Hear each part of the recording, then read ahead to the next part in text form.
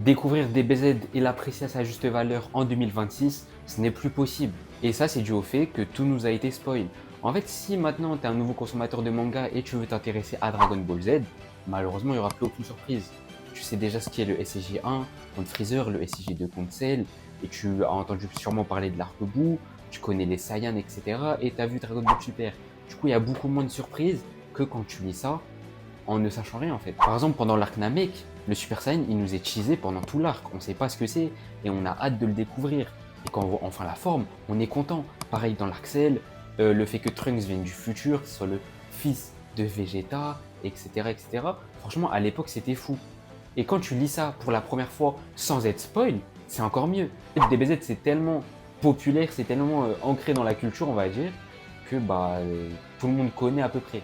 C'est pour ça que c'est difficile de commencer Dragon Ball Z de nos jours.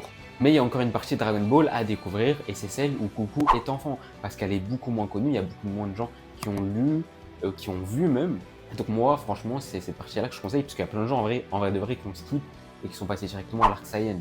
Mais ils connaissent pas du coup le tournoi avec Tenshin Han. Tenshin Han, c'était une... Wesh, les gars, c'était une terreur à l'époque. Jackie Chun, Tao Pai Pai, Piccolo Daimao, il y a plein de trucs comme ça que les gens ne connaissent pas.